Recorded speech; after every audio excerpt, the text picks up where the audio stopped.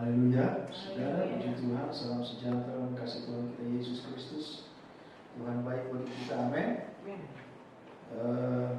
Bertemu lagi dalam ibadah Gafla pemuda remaja kita, saudara. Saya coba lihat dulu. Puji Tuhan, terima kasih buat Pak Ketua yang sudah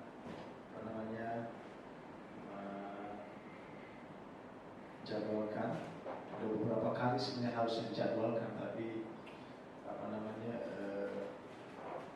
selalu tergantikan gitu, saudara. Ya, maaf Pak Ketua, secara disengaja gitu, saudara. Ya, seberapa kita yang ada, saudara, mari kita memperhatikan kebenaran firman Tuhan. Tidak pernah sia-sia kalau kita akan beribadah, amin. Karena ibadah mengandung janji untuk hidup yang sekarang dan hidup yang akan datang. Saya ikut ibadah pemuda remaja itu sama, mungkin seumuran Syar, gayanya betul-betul memperhatikan. Ya, sepertinya memang kok aneh ya, masih remaja kok ke gereja. Saudara percaya orang mereka yang ditanam di bait Allah, mereka akan bertunas dan bertumbuh dengan benar. Amin, saudara. Mari tema yang diberikan tidak berlama-lama dalam Amsal pasal 18 ayat 10. Amsal pasal 18 ayat 10, saudara yang bawa kita monggo diperhatikan. Saya itu sebenarnya pengen pakai Alkitab biasa, memang mata saya itu sudah agak ini kurang clear lagi seperti dulu ya, karena kalau dikatakan 7 tahun terakhir lah, kalau dikatakan 7 tahun terakhir saya bekerja berhadapan dengan laptop atau komputer gitu ya, sehingga matanya kadang kalau lihat tulisan agak ini. Oke, Amsal 18 ayat 10, kita berdiri yuk. Orang udah kuat kan ya? Ya, kita makan belum sih? Belum ya? Belum ya. 3 kali ya. Kita baca sama-sama, 2, 3. Nama Tuhan adalah menara yang kuat, kesanalah orang benar berlari dan ia menjadi selamat. Amin. Silakan dulu. Ayat ini muncul, saudara. Kita lihat versinya, saudara. Amsal 18. Ayat ini muncul, saudara, pada saat Raja Daud ada dalam ancaman, ya.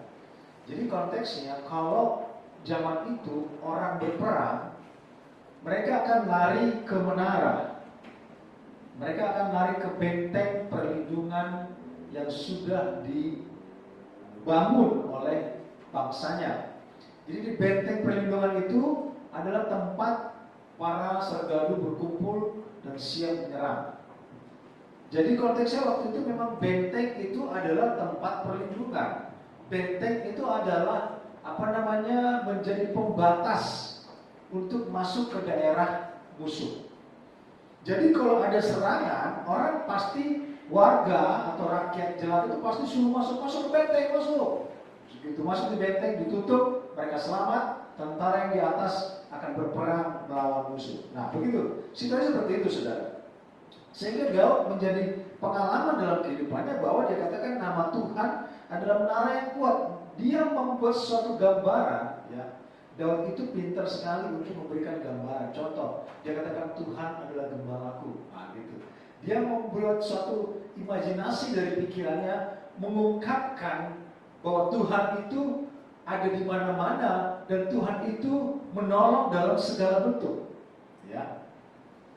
Banyak orang membuat Tuhan itu, oke, Tuhan jauh, Tuhan hanya disembah, selesai.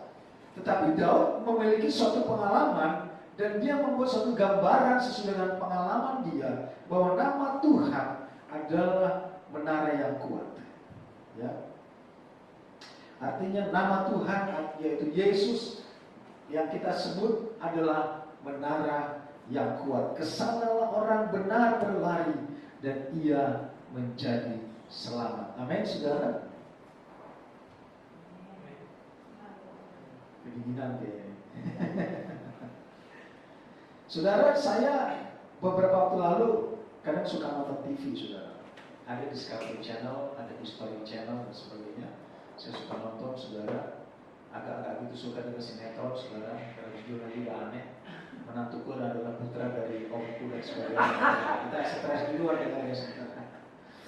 Jadi saya coba melihat pada tahun berapa ya, Perang Dunia Kedua atau Perang Dunia Pertama ya sepertinya, saudara. Perang Dunia Pertama, seorang raja atau seorang presiden pimpinan Yugoslavia. Jadi kalau kita ingat, saudara, zaman Perang Dunia Kedua itu, setelah itu ada yang namanya Cold War, ya ini pelajaran. Setelah Perang Dunia Kedua ada namanya Cold War. Apa itu Cold War? Perang dingin antara Soviet dengan Barat, Soviet versus Western. Ternyata di sekitar negara Soviet itu ada juga yang pro ke Barat, termasuk salah satunya adalah Yugoslavia. Raja atau Presiden Yugoslavia itu mendengar bahwa Uni Soviet akan menyerang Barat dengan nuklir. Jadi diperkirakan setelah Perang Dunia Kedua itu akan timbul perang nuklir. Itu terjadi, artinya berapa puluh tahun yang lalu anggapan itu. Sehingga Presiden Yugoslavia punya anggaran membangun bunker. Tahu apa artinya bunker? Itu tempat perlindungan di bawah tanah. Dia membuat sebuah istana di bawah tanah anti nuklir. Biayanya, saudara, biayanya waktu itu ya, biaya itu mencapai 4,5 miliar dolar. Ya, jadi kalau 1 juta dolar itu, kurs sekarang itu 14 miliar rupiah bagi kita. 1 juta mereka US dollar, kita 14 atau 15 miliar. Tetapi kalau biayanya sampai kepada 4,5 miliar dolar, itu triliun. Jadi di akhir dari liputan ini dia katakan anggaran yang dibuat oleh Presiden Yugoslavia membuat bunker di bawah tanah yang hanya bisa menampung 130 menterinya dengan presidennya, itu setara dengan membangun kota New York di Amerika. Jadi, saudaraku, saat ini bunker itu gak ada gunanya. Jadi Barat mengatakan, peliput itu katakan, seandainya Presiden Yugoslavia mempergunakan uang itu untuk membangun negaranya, sudah sama majunya dengan US. Karena anggaran hanya membuat bunker itu nilainya sama dengan membangun 1 kota New York di US. Saudara, orang mengorbankan atau mengeluarkan banyak uang untuk sebuah perlindungan.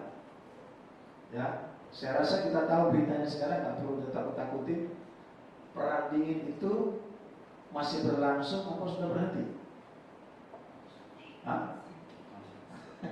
Masih berlangsung. Sekarang kita tahu Rusia lagi perang dengan Ukraine. Ukraine itu pro Western, pro Barat, walaupun dia berbatasan dengan Rusia. Nah, belum lama ini Putin bilang, kita tinggal pencet 1 tombol, nuklir sudah siap menyerang 3 negara, US, Inggris, 1 Kanada atau negara lain. Artinya kemungkinan potensi perang nuklir masih ada, Pak? Masih. Kalau tiba-tiba Putin kebentuk tembok, langsung bingung, langsung mencet. Nah, itu bahaya kita. Ya. Saya coba lihat-lihat nih, ini coba iseng cari karena topiknya ke sana. Saya coba iseng membuat bunker paling murah ala-ala, gitu ya. Jadi kalau kita tinggal di sebuah rumah ukuran katakan 6x10, ada tanah, rumah kita di atasnya. Ala-ala membuat bunker budget paling murah bunker anti radiasi. Budget paling murah itu kurang lebih 2,5 miliar. Itu cuman berisi seperti ruangan podcast kita ini, 2,5 miliar. Nah, jadi kalau ayat ini berkata nama Tuhan adalah menara yang kuat, di mana orang berlari mau selamat dikejar-kejar musuh, dia lari ke menara itu, dia lari ke tembok itu, dia masuk ke dalam, di sana dia bersembunyi, di sana dia ditampung, di sana dia diterima, dan tinggal urusan tentara menyerang yang lain. Artinya ujungnya adalah selamat. Amin. Ada rencana mau bikin bunker?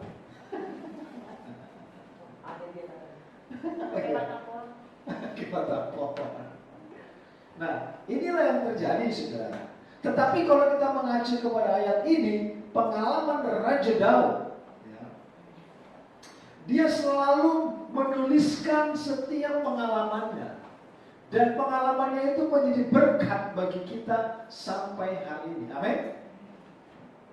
Ya, kemarin Ibu Gembala, kalau saudara datang dan memperhatikan renungan disampaikan Ibu Gembala, saya katakan kepada Ibu Gembala, kita itu hamba Tuhan kalau khotbah, ada satu hal yang saya sangat pegang. Apa itu? Preach what you do and do what you preach. Khotbahkan apa yang kamu lakukan dan lakukan apa yang kamu khotbahkan. Nah, artinya saudara, saya tidak mengatakan pendeta lain teori, tidak. Tetapi di saat renungan itu adalah pengalaman pribadi dengan Tuhan, itu mengandung kesaksian dan muatan kuasa yang besar. Amin. Banyak kali kita pun mengalami semuanya itu. Ya, pendeta pun, hamba Tuhan pun, gembala pun, manusia pasti tidak luput dari pergumulan, dari rasa beban berat, karena harus dialami untuk bisa dikhotbahkan dan disaksikan kepada orang lain. Amin. Pengalaman Daud berkata nama Tuhan adalah menara yang kuat. Nama Tuhan adalah tempat perlindungan, saudara. Satu lagi kalau kita bicara tentang tembok Cina. Tembok Cina itu dibangun, saudara, kurang lebih dengan biaya kalau waktu itu 95 miliar dolar. Aduh, itu ngitungnya capek gak sih?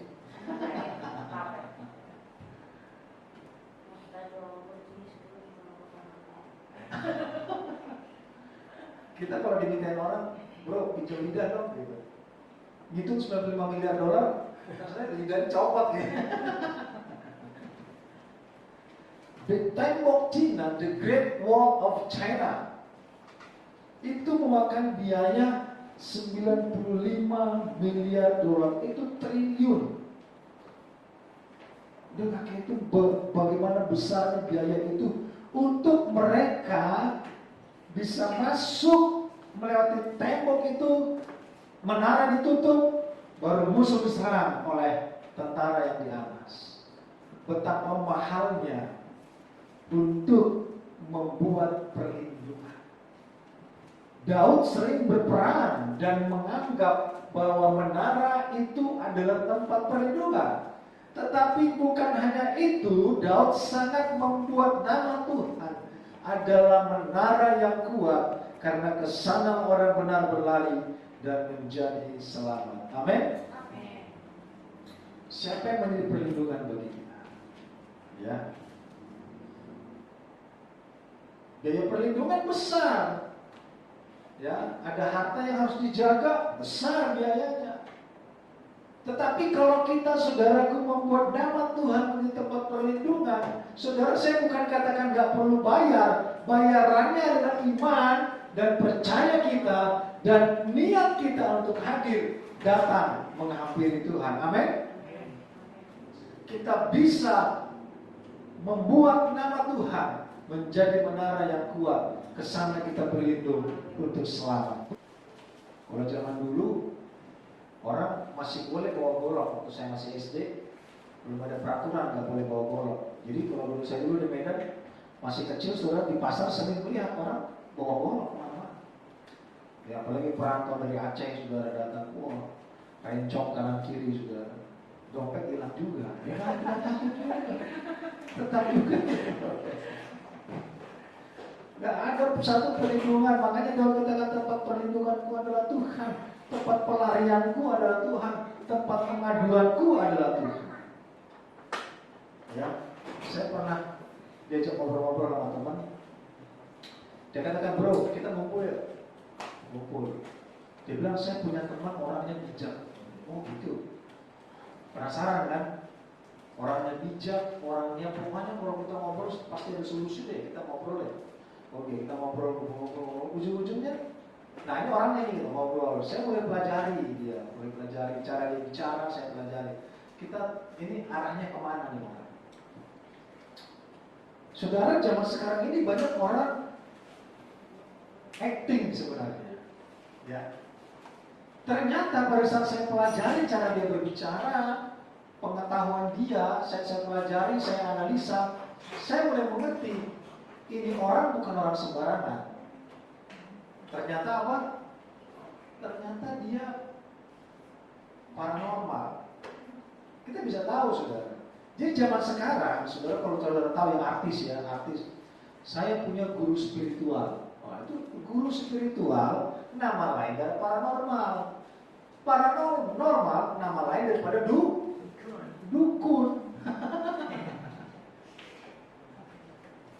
Saudara tahu ya kalau nonton gitu, dia bayar guru spiritual aja sekali ngomong aja puluhan juta untuk konsultasi. Udah, saya tanya dulu ya guru spiritual saya gitu. Apalagi kalau mereka mencalonkan diri jadi apa namanya, pejabat, jadi lurah, jadi camat, jadi wali kota. Belum lepas banyak orang tetap bertanya kepada guru spiritual. Kedengarannya enak, guru spiritual, berarti penasehat, waduh, luar biasa. Pas ditarik lagi, oh ternyata dia paranormal. Paranormal nama dari apa? Dukun. Banyak orang berlari ke sana, banyak orang mencari selamat ke sana, banyak orang mencari petunjuk ke sana, banyak orang meminta nasihat ke sana. Tetapi Raja Daud berkata, nama Tuhan adalah menara yang kuat, ke sana orang benar berlari dan menjadi selamat. Amin, saudara. Zaman sekarang pun tidak lepas. Orang pun mungkin berkonsultasi ke psikolog, bisa. Orang berkonsultasi ke psikiater, bisa. Tetapi saudara, dikala engkau menempatkan nama Tuhan, satu-satunya penasehat ajaib, satu-satunya tempat engkau berlari, tempat engkau mengadu, saudara, ada solusi dari Tuhan. Dan kesana kita orang benar berlari, dan kita menjadi selamat. Amin. Mungkin kita belum menghadapi sekarang, mungkin kita belum mengerti maksudnya apa. Tetapi saya mau katakan, pemuda remaja Gafra di tempat ini, tempatkanlah nama Tuhan menjadi menara yang kuat. Amin. Tempatkanlah nama Tuhan menjadi tempat kita mengadu. Kita sebagai orang benar berlari untuk kita menjadi selamat. Kadang nasihat orang itu tidak benar. Kadang nasihat orang itu bisa sesat. Kita boleh mengadu kepada manusia, kita boleh mengadu kepada orang-orang yang sebenarnya tidak ada solusi. Tetapi saudaraku, dikala engkau menempatkan nama Tuhan sesuai pengalaman Raja Daud menjadi menara yang kuat, saudaraku, di mana orang berlari ke sana mencari keselamatan dari setiap ancaman, dari setiap tantangan, dari setiap kesulitan hidup, dari setiap beban berat, saudara. Mungkin kita berpikir kalau kita mencari nama Tuhan seakan-akan tidak terlihat jalan keluarnya. Tapi percayalah saudara, Tuhan memiliki banyak sekali cara untuk menolong engkau dan saya. Amin. Apapun cita-cita dan kerinduan kita semua, pemuda remaja yang ada, mari kita tempatkan nama Tuhan menara yang kuat. Ayat terakhir menjadi ayat dari tema kita tahun lalu, Mazmur 18 ayat 1 sampai 6. Mari kita perhatikan Mazmur 18 ayat 1 sampai 6. Lengkap firman Tuhan katakan, untuk pembimbingan dari hamba Tuhan ini Daud yang menyampaikan perkataan nyanyian ini kepada Tuhan pada waktu Tuhan telah melepaskan dia dari cengkraman semua musuhnya dan dari tangan Saul. Aku berkata, aku mengasihi Engkau ya Tuhan kekuatanku, Tuhan bukit batuku, kubu pertahananku dan penyelamatku, Allahku, gunung batuku, tempat aku berlindung, perisaiku, tanduk keselamatanku, kota bentengku. Terpujilah Tuhan seruku, maka aku pun selamat pada musuhku. Tali-tali maut telah meneliti aku, dan banjir-banjir jahanam telah menimpa aku. Tali-tali dunia orang mati telah membelit aku. Perangkap-perangkap maut terpasang di depanku. Ketika aku dalam kesesakan, aku berseru kepada Tuhan, kepada Allahku aku berteriak minta tolong. Ia mendengar suaraku dari baiknya. Teriak minta tolong kepadanya sampai ke telinganya. Amin, saudara. Ini pengalaman Daud. Dan Daud mau, dan saya percaya firman Tuhan mau, ini menjadi pengalaman kita. Tempatkan nama Tuhan, yaitu Yesus Kristus, Tuhan kita, menjadi menara yang kuat, dan kita berlari ke sana untuk menjadi selamat. Amin. Mari kita naikkan pujian tadi berkata,